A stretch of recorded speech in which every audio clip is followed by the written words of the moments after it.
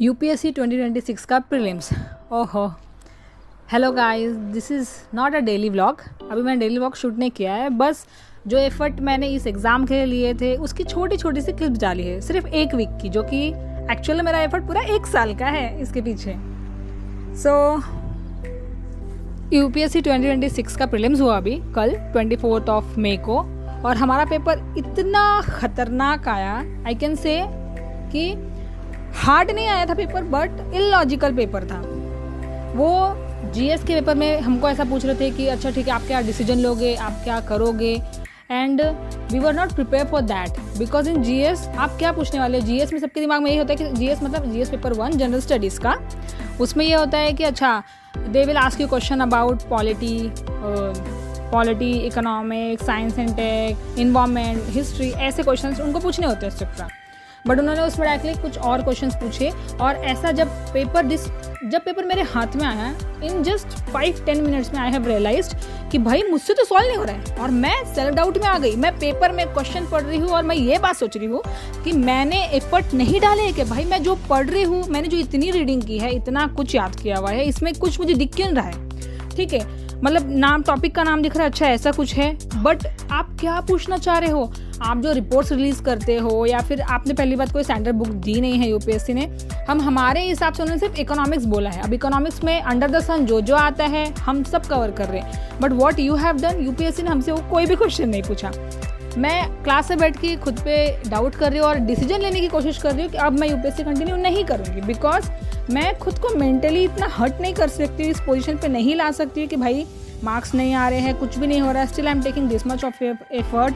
और सबसे मेन बात, इशू ऐसा है कि मैंने जितने भी पीवाईक्यू सॉल्व किए, जो भी कुछ किया है, आई एम लिटरली बोलते ना इन अ वेरी गुड लेवल कि I can solve all the questions whenever I C those papers, what I feel कि बाबा ये बहुत मतलब I can do it basically. ऐसा कल जब ये सब कुछ हुआ, फिर मैं पहले पेपर से बाहर निकली, मैंने देखा सबकी हवाइयाँ उड़ी हुई हैं।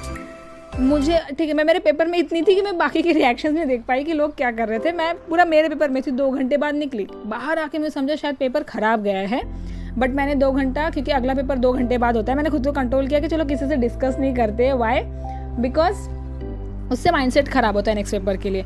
बट मैं जब शाम में पेपर से निकली हूँ, मैंने रिव्यूज़ देखे हैं, जितने भी मतलब टॉप इंस्टीट्यूट्स है रिलेटेड टू यूपीएससी, सबने बोला है कि आप पेपर है, this is not a paper, ये मजाक है बच्चों के साथ। If you are not serious about बोलते ना योर स्टूडेंट्स, आप फिर ऐसा क्लियरली बोलो कि बच्चों यूपीएससी मत करो, तुम लोग कुछ और कर लो। क्योंकि अब मुझे ऐसा लगता है कि अगर मेरे पेरेंट्स किसी ऑलरेडी गवर्नमेंट सर्विस में है, या फिर यूपीएससी ऑलरेडी क्लियर कर चुके, then only I will be able to clear you, because they will, वो मेरे लिए शायद आंसर क्वेश्चन पेपर ही अरेंज कर डालेंगे सिर्फ। This is the only way to clear it right now.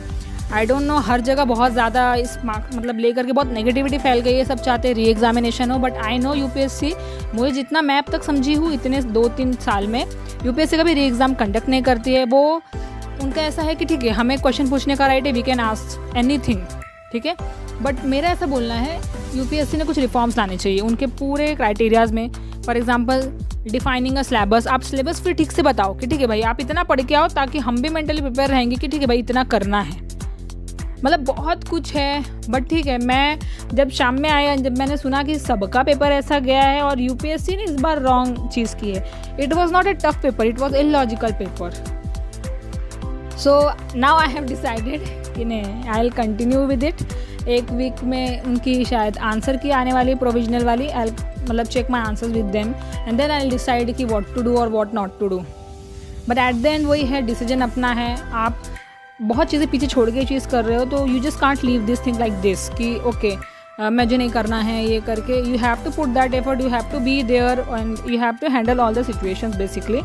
और अभी मैं खुद को काम करते हुए मैं कुछ रिकॉर्ड नहीं कर पाई, बस ये 1 वीक के मेरे मतलब शूट जो मैंने किया था, उसमें सिर्फ 1 वीक का एफर्ट है कि भाई मैंने इतना लिया है। बट मैंने अराउंड 1 साल कंटिन्यू पढ़ा है उसके अलावा, उसके पहले भी मैंने एक अटेम्प्ट दिया हुआ था, तो तब भी मैंने पढ़ा था। बट 2 साल आप कंटिन्यू पढ़ रहे हैं and you are able to, मतलब नहीं कि आप सॉल्व कर पा रहे हो क्वेश्चन, सारे पीवाईक्यूज आपको देख के लगता है हाँ उन्होंने मतलब होश उड़ा दिए, टू बी ऑनेस्ट होश उड़ा दिए। आई एम नॉट कंप्लेनिंग कि भाई मेरे को बहुत दुख हो रहा है मुझे अकेले का, बिकॉज ये सबका दुख है, बहुत कुछ हुआ है।